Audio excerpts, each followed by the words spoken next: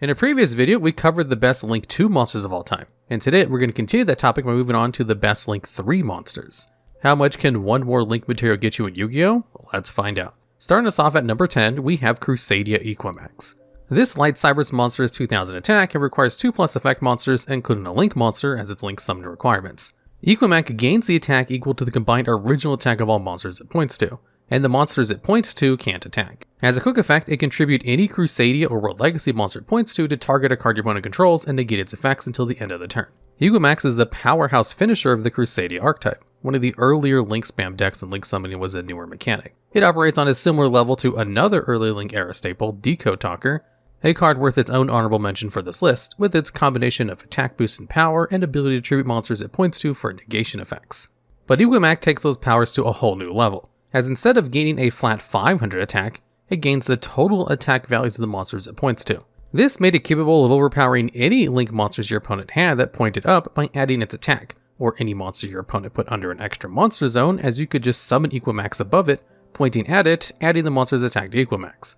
This made Equimax synergize incredibly well with the kaijus, especially the bigger kaijus like Jizukiro, the star-destroying kaiju, or Thunder King, the lightning strike kaiju, and their massive 3300 attack stats.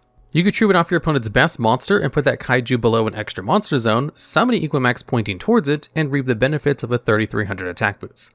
Combine that with the ability to summon your own big kaiju to your own zones where Equimax pointed to, and it wasn't rare to see an Equimax with over 10,000 attack running over any helpless monster less than attack position on your opponent's side of the board. This interaction was the backbone of the Crusadia OTK decks, but it wasn't confined to just that. Equimax has completely generic summoning requirements, meaning any deck that could summon a lot and put big bodies on the board had access to a game-ending card at a measly Link-3 material cost. Rogue decks like Infernoid often used Equimax due to its generic nature. Transcode Talker was the original mold that saw more play with Equimax due to its earlier release. But Equimax was the first Link monster to really push the limits of one-turn kill potential and attack boosting power. Next up at number 9, we have Transcode Talker. This is an Earth Cyberus monster with 2300 attack that requires 2+ effect monsters to Link summon. If Transcode Talker is co-linked, it and any monsters co-linked to it gain 500 attack and can't be targeted by your opponent's card effects. Also, you can special summon one Cyberus monster with a Link rating of 3 or lower from your graveyard and special summon to a zone that Transcode Talker points to, so long as it isn't another Transcode Talker. This special summon does come with the downside of locking into only special summoning Cyberus monsters for the rest of the turn. Transcode Talker is the staple extender and endboard piece of most Cyberus combo decks, and Cyberus functionally is the defining monster type for Link summoning in Yu-Gi-Oh! The ability to immediately turn 3 Link material into 5 or more by reviving the monster you just used to make Transcode makes it an incredibly efficient extender.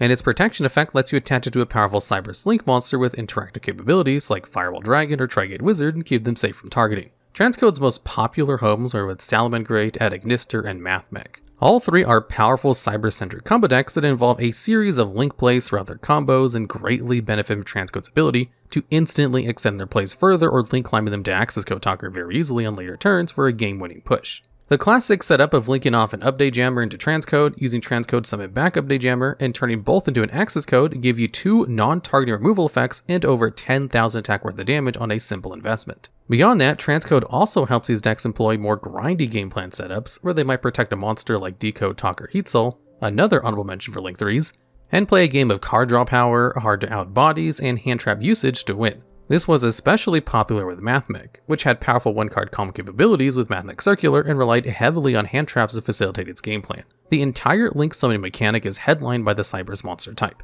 and Transcode is the defining extender of the Cyberus monster type. And speaking of Cyberus monsters, taking the number 8 spot on this list, we have Trigate Wizard. This is an Earth Cyberus monster with 2200 attack that requires 2+ non-token monsters as its materials. Trigate Wizard gets up to 3 effects, depending on how many monsters were co-linked to it. At co-link 1, Trigate Wizard makes any monsters co-linked to Trigate Wizard deal double battle damage when battling an opponent's monster. A second co-link lets you target one card in the field and banish it once per turn. Finally, 3 co-links lets Trigate Wizard negate any card or effect that activates and banish that card on top of negating it. Its first effect is nifty, though Link climbing decks rarely need help pushing for lethal damage, so it doesn't come up too often. Its second effect tends to only be useful going second or later, but banishing is a great utility tool considering you already want to be co-linking. Trigate's last effect is where it shines. Link monsters don't have a lot of real options when it comes to true Omni negates. While there are other Link monsters with negation style effects, they're usually locked behind archetypes or much more conditional than a true Omni-negate. Trigate stands out as the early solution to that, especially during Master Rule 4 when it was released as U-linking, the act of co-linking from one extra monster zone to the other to lock your opponent out of their extra deck, synergized with Trigate's heavy investment in co-link setup. Trigate Wizard was a critical piece of almost an early, truly broken Link deck. Decks like Spiral in their Tier 0 days and Goki with its oppressive hand looping and U-linking strategies abused it first, being the most degenerate Link decks of their era. And even once those decks got hit, Trigate was still a powerful inclusion in multiple different Link decks. World Chalice, Dark Warrior combo decks, Danger variants, and even later iterations of Spiral in 2020, when it was only top tier instead of Tier 0, were still using and abusing Trigate as the only generic Link Omni-negate accessible in the game. Trigate Wizard was there to establish the Link mechanic, and more importantly, the co-linking mechanic, as powerful options that can compete with extra deck payoffs of other summoning types while remaining in the theme of Link summoning. The only thing really holding it back from still seeing play is how much archetype restrictive decks have gotten since 2020, making generic Link spam not interact well with modern, powerful card release cycles. But if a powerful archetype with lots of Link material making capabilities ever comes out and doesn't lock itself out of generic extra deck payoffs, don't be surprised to see Trigate Wizard rear its head in the future. Next up at number 7, we have Selene, Queen of the Master Magicians. This is a light spellcaster with 1850 attack that needs 2+ materials including a spellcaster to Link Summon. When Link Summoned, Selene gains spell counters equal to the total number of spells in the field and in each graveyard. She can't be attacked while an Endymion card is on the field. Finally, during the main phase, and as a quick effect, you can remove 3 spell counters from Selene to special summon a spellcaster monster from your hand or graveyard in defense position to a zone that Selene points to. Selene is a powerful legacy support to the Endymion archetype. Part of this design is to give this pendulum archetype a Link monster to provide Link arrows for a large pendulum summon from the face-up extra deck, something that basically every pendulum deck needed with the advent of later Master Rules. Selene provides this quite expertly with its 3 downward pointing arrows. Most importantly is how Selene's special summoning effect interacts with the Endymion archetype. It's not uncommon for Selene to end up with 10 or more spell counters in its native archetype, meaning it's not only a powerful extender who can help set up your board with its special summon effect, it can even serve as a point of staggering interaction by summoning a monster like Endymion, the Mighty Master of Magic, or Mythical Beast Jackal King during your opponent's turn to provide more forms of interaction. This works especially well with Endymion, which can bounce itself or Jackal King back to the hand to fulfill its spell negation effects, enabling Selene to resummon the bounce monster, and then take advantage of the fact that these negations are not hard once per turns, and get 2 negates for the price of 1. Speaking of non-once per turn, Selene's special summon effect is also not once per turn, meaning that you can use this effect as many times as you want during the first turn, so long as you're summoning new copies or recycling the old one. Funnily enough, despite being an absolutely bonkers card in Endymion, that's not where Selene saw a majority of its play since its release at a competitive level. By the time Selene was released, Endymion had already fell more to a rogue or low tier strategy, even with Selene's inclusion. Selene, funnily enough, was the go-to Access Code Talker enabler in tons of different decks. You would link climb up to Selene with the help of Krishan Helgi Fibrax, who could summon Effect Veiler from your deck that you'd be playing anyhow. Helgi Fibrax and Veiler neatly link off into Selene, who then revives the Effect Veiler from the graveyard, and then you use both of those to go into a 5300 attack Access Code Talker with 2 pops ready to go. Dozens of different decks use this little setup, from rogue decks like Libromancers or Altergeist to top tier competitive decks like Punk, Sky Strikers, or even Sprite. This is all owed to just how generically accessible and powerful Selene is. Incredibly powerful in her native deck, and splashable in basically any competitive deck, Selene has been a mainstay Link-3 since being released. And galloping into number 6, we have Knightmare Unicorn. This is a Dark Fiend monster with 2200 attack that requires 2+ monsters with different names as its materials. When Link Summon, you can discard 1 card from your hand to target 1 card in the field and return that target to the controller's deck. If Unicorn is co-linked, you can also draw a card as well. During your draw phase, you can draw an additional card for each differently named Knightmare monster co-linked on the field. Knightmare Unicorn completely revolutionized how the extra deck works. While rank 4 XC strategies had always long been the go-to toolbox option for removal style effects going back to monsters like Castel, the Skyblaster Musketeer, the rank 4 monopoly on that effect made it so that decks that didn't have that rank 4 access either needed to fit it in somehow, or make room for removal in their main deck. The Knightmares changed all of that. And while Unicorn's sibling cards in Knightmare Cerberus and Knightmare Phoenix also get some credit, Knightmare Unicorn is the single most impactful generic extra deck toolbox monster ever made. It gave any deck that could put 3 monsters worth of material on the board a way to answer nearly any threat in the game. Cerberus's destruction effect was useful, but a lot of the problematic boss monsters in Yu-Gi-Oh! Have long since had protection from destruction style effects, or would punish you if you did destroy them. Using Cerberus to answer Destiny Hero Destroy Phoenix Enforcer or Thunder Dragon Colossus would quickly be met with disappointment, but Unicorn gave every deck a type of removal that the vast majority of boss monsters or even back row threats couldn't protect themselves from by spinning them away instead of destroying them. The fact it can also draw you cards along the way with the other side of its effect is icing on the cake. Not only that, but its ability to target any card in the field, which includes your own, was relevant at certain points competitively. Some decks need to recycle certain cards. For instance, during early 2020 when Spiral regained its status as a tier 1 deck, it still only had one copy of Spiral Resort legal, and Spiral Master Plan required a Spiral Resort in deck to enable its powerful +2 graveyard effect. It was incredibly common to see Spiral players use Resort, make Unicorn spin back their own Resort, then link off Master Plan to get her search effect. If that wasn't enough, Knightmare Unicorn is perhaps the best monster to link climb into when going for a game-winning push with fellow board-breaking extra deck monsters Transcode Talker, a card that usually necessitates being summoned using a Link-3 monster. You can clear away any card that might be able to interact with Access Code or restrict Access Code's destruction effect before cleaning up the rest of the board with Access Code and going for lethal. It's even a feature of end boards in a roundabout way, as Equimax Arena has the ability to link summon on your opponent's turn. This lets you access Unicorn's highly valuable spin effect as a quick effect, and is generally the go-to target for Equimax Arena. This setup was used in dozens of different decks with link summon capabilities, most recently in many Sprite decks. Utility going first, absolutely mandatory effect going second, it's hardly a surprise to see that Knightmare Unicorn is the most played link monster in the game since its release, eclipsing even the likes of Access Code Talker, the other Nightmares, or even format warping monsters like Krishan Halki Fibrax. It's seen play in every single major tournament since it trot onto the scene, and I would be here all day listing the total number of deck types that featured it. Far and away the best Link-3 monster that didn't break the format in some way and get itself banned, like the next cards on this list. And swooping at number 5, we have Simorgh, Bird of Sovereignty. This is a wind winged beast monster with 2400 attack that requires 2+ materials that includes a winged beast for its link summon, and Simorgh itself cannot be used as a link material. Simorgh cannot be targeted by your opponent's card effects, nor can they target any winged beast Simorgh points to.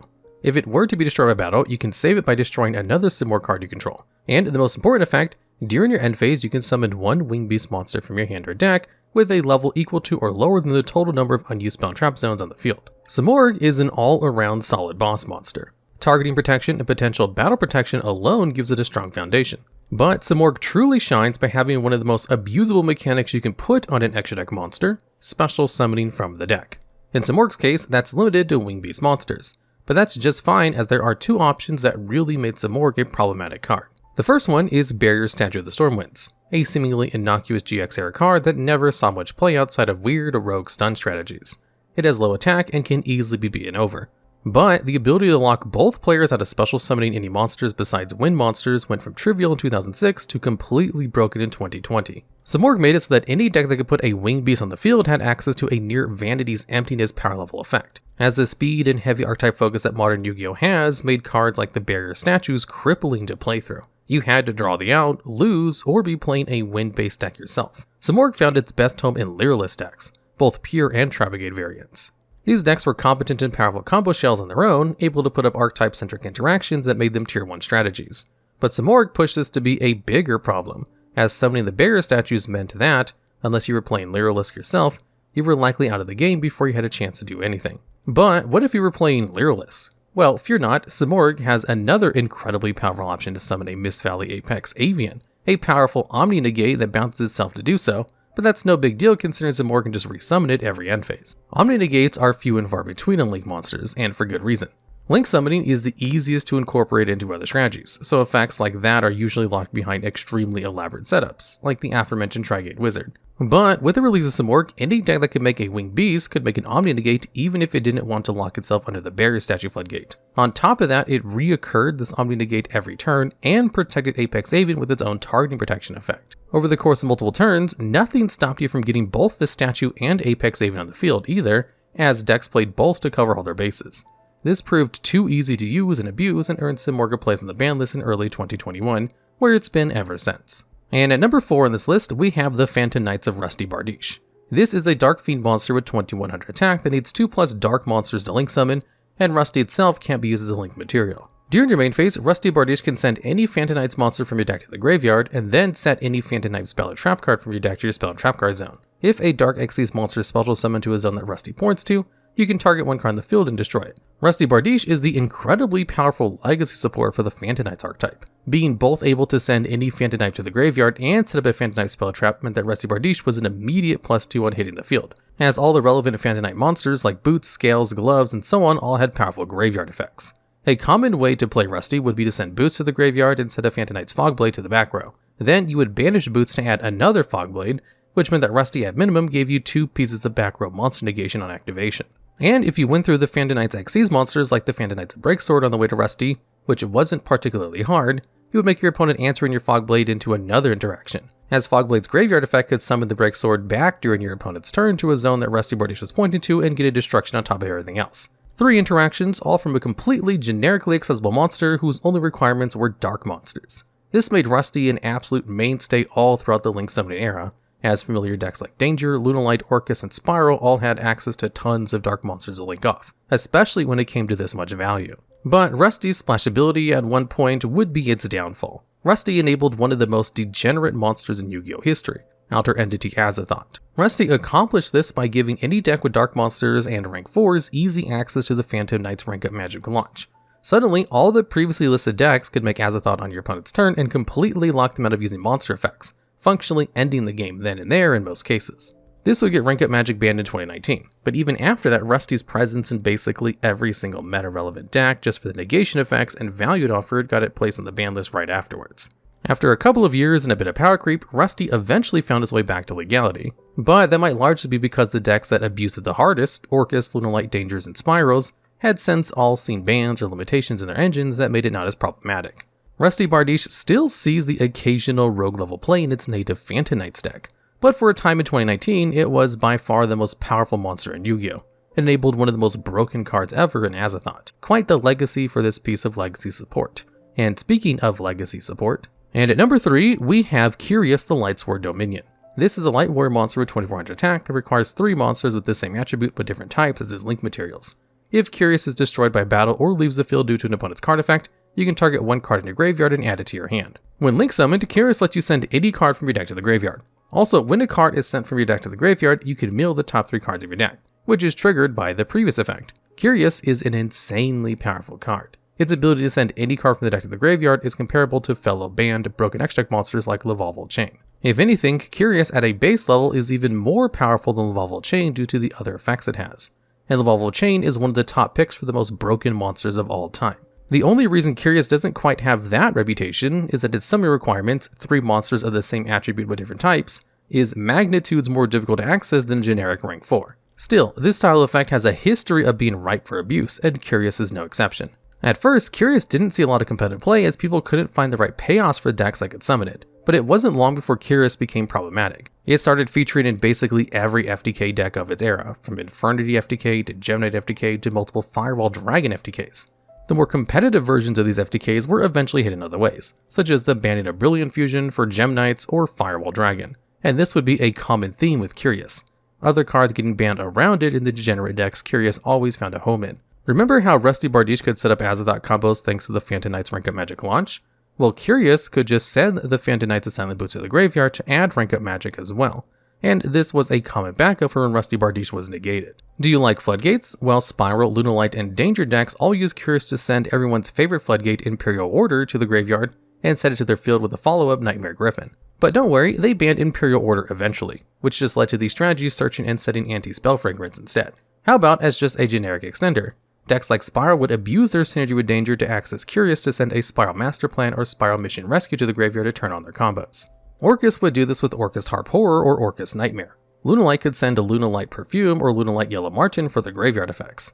As mentioned previously with Rusty Bardiche, each of these decks suffered from their own bans and limitations, and Curious kept dodging the ban list despite clearly being problematic every single time it was playable. It wasn't until just recently with the advent of Tearlaments as the most dominant deck in half a decade that Curious's problematic nature became readily apparent. Not only could it send any Tearlament monster like Tearlament Shyren to the graveyard to get a fusion effect, the follow-up Mill-3 effect was taken to its absolute highest power level so far in Tearlaments, who could get absolute value out of those random mills. Funnily enough, despite for calls for the card to be banned out of the early iterations of Tearlaments, it wasn't until after the Tearlament deck stopped playing Curious due to the power level increases of the Ishizu monsters that Konami finally took the steps to ban Curious. Despite being banned after it stopped being played, Curious has always existed as a ticking time bomb in any format where it's legal.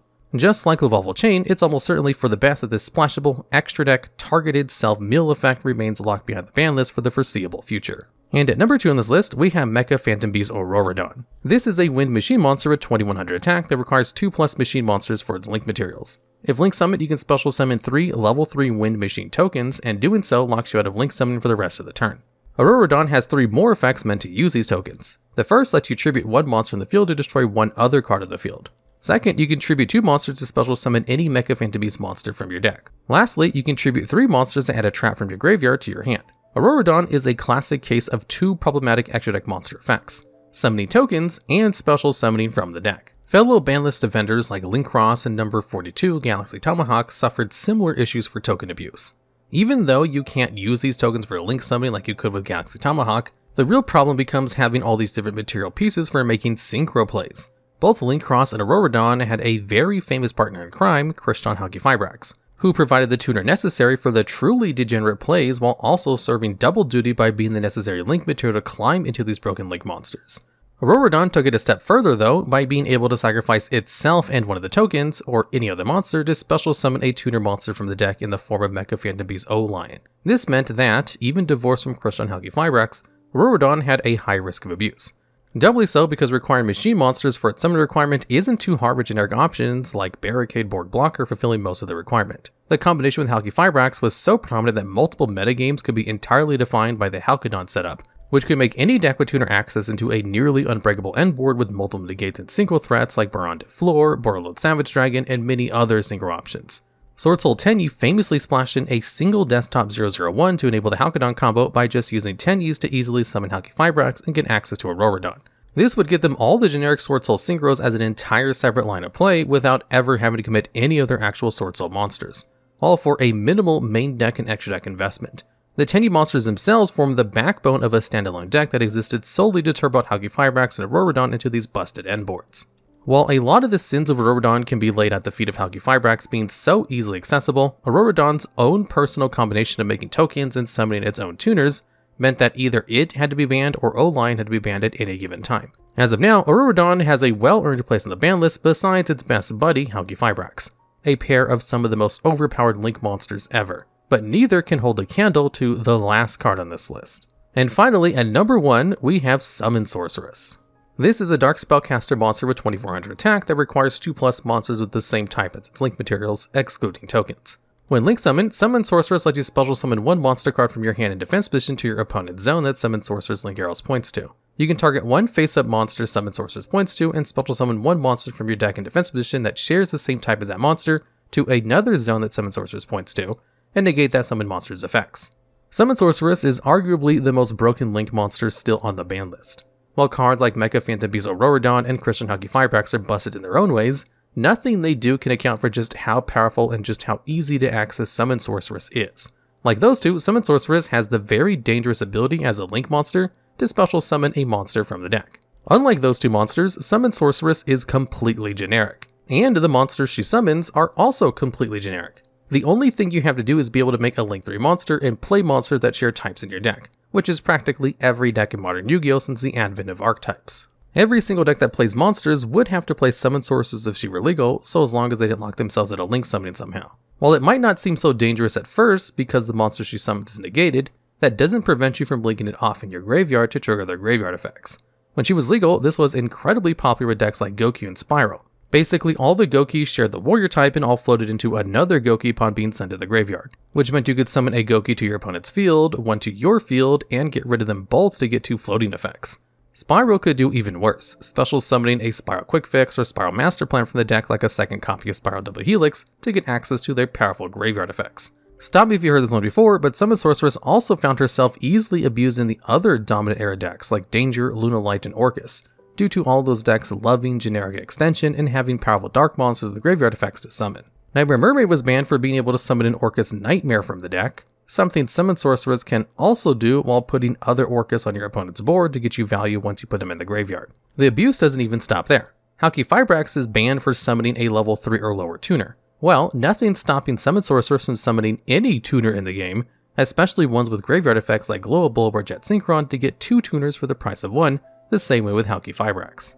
But without the need of having tuner access in the first place like Halqifibrax does for its link material, meaning she could give any deck without an engine tuner access generic access to tuners in a way even Halqifibrax couldn't dream of. Much like Knightmare Unicorn on this list, it would be easier to list decks that wouldn't play Summon Sorceress than the decks that would. It's too generic, too powerful, and too easy to summon. Summon Sorceress stands out even amongst other banned cards for being truly broken, and is near the top of the list of the most broken monster of all time, not just amongst Link monsters.